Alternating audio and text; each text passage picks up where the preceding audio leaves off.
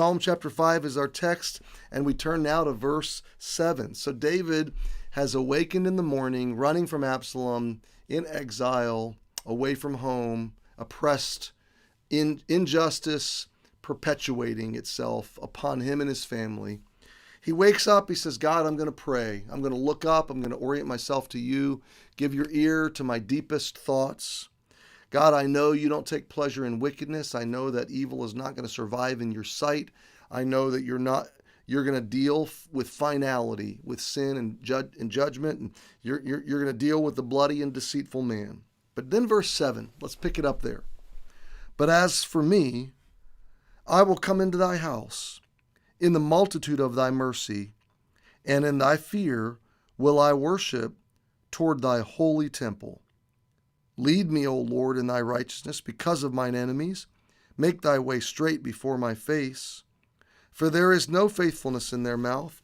Their inward part is very wickedness. Their throat is an open sepulchre. They flatter with their tongue. Destroy them, O God. Let them fall by their own counsels. Cast them out in the multitude of their transgressions, for they have rebelled against thee. But let all those that put their trust in thee rejoice. Let them ever shout for joy, because thou defendest them. Let them also that love thy name be joyful in thee. For thou, Lord, wilt bless the righteous. With favor wilt thou compass him as with a shield. I want to look very quickly at verse 7. It's a great verse. But as for me. So let's just pause right there and think about that for a second. I can't control what everybody else is doing.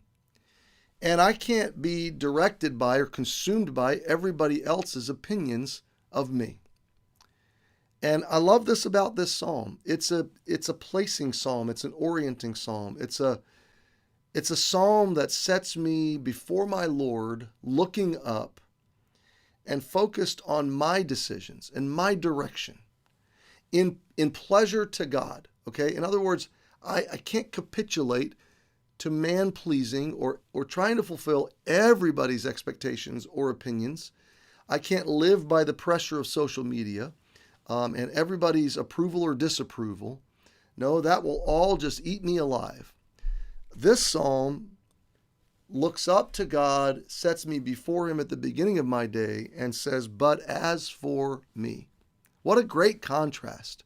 You know, the world, that group of people, that group of politicians, this unfolding set of circumstances, you can fill in the blanks. It's all going the wrong direction.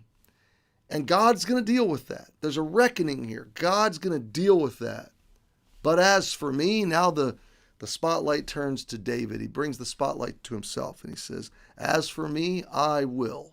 This is how I'm going to live. This is who I'm going to be. This is what I'm going to do. And my friend, this is critical. This is such great principled applicational truth, okay? I can't fix all the problems, but I can choose to follow the Lord in this life.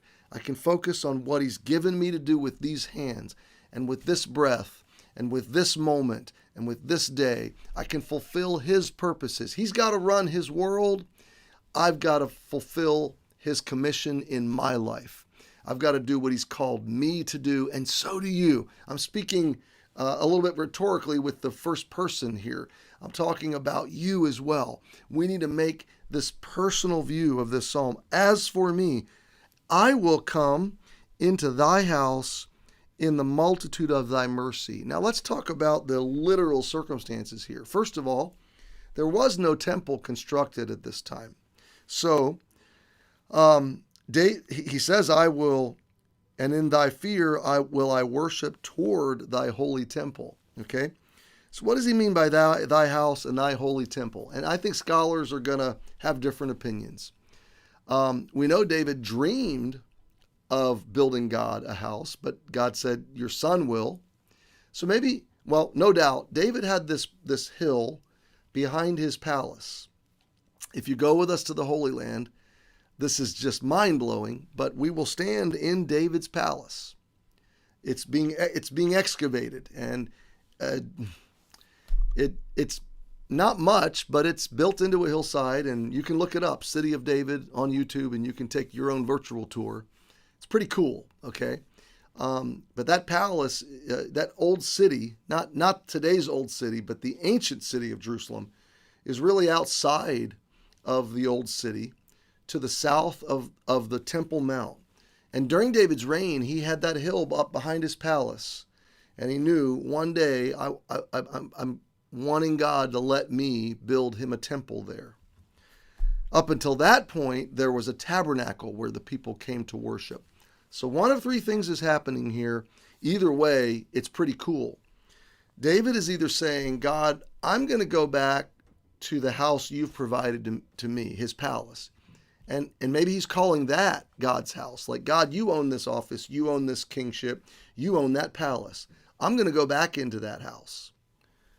Or he's talking about going into or towards the tabernacle. Or he's looking forward to the building, the construction of the house that will one day be built. Or he's just looking forward to eternity, knowing that either way, he's coming back into God's house, okay? Either by life, being delivered by God back into the throne, or by death, entering personally into God's house. Either way, it's amazing. And down through the generations, this would have no doubt been in the mind of an ancient Hebrew in reference to arriving at Jerusalem to worship God and to bow before him and to offer sacrifices, both atonement sacrifices and free will worship, praise sacrifices, just out of love for God and thanks to God for his first fruits, for his blessings, for his provision. But here's the overarching idea, and I love this. David is, by faith, celebrating the end of his trial, okay? He's thanking God for victory that he doesn't see yet. He's thanking God for safety that he's not experiencing yet, for deliverance. He knows one day he will be free again to worship God, to walk into God's presence. And here's the gospel application. In the multitude of thy mercy. God, I know I am the object of your mercy. Counterview that to being the object of God's wrath in verses 4, 5, and 6. So you see, David has received the gift of salvation. David's a believer, New Testament word. He's a Christian. He's come under the faith of God's sacrifice for his sins. Even though it hasn't fully happened yet, he knows it will. And so he's looking forward in faith, trusting Jesus, the Jesus that will come, the Savior that will come, to provide the multitude of mercy of which he speaks. This is how we know Old Testament saints understood, in essence, the gospel. Now, did they understand all the detail we have today? Of course not. We have a much fuller view, but they still looked through the glass darkly, and they could see that they were guilty before God, and only God could provide the mercy they needed on the basis of an atoning sacrifice. And so David knows he's accepted by God on the basis of mercy. And then he says, and in thy fear.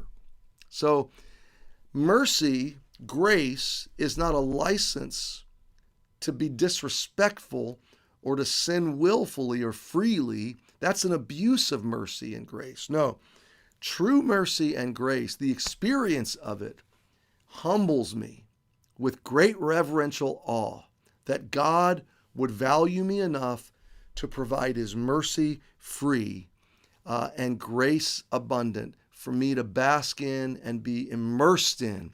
It will humble my heart as I understand that, and I will worship in fear toward thy holy temple, David says. So David is claiming the victory before it has happened. And so, friend, that's enough for today. You might be dealing with a hardship or a trial and not understand, where's this going? But God knows where it's going, and you do too, because you've already been made a victor. So start celebrating and anticipate what God will do.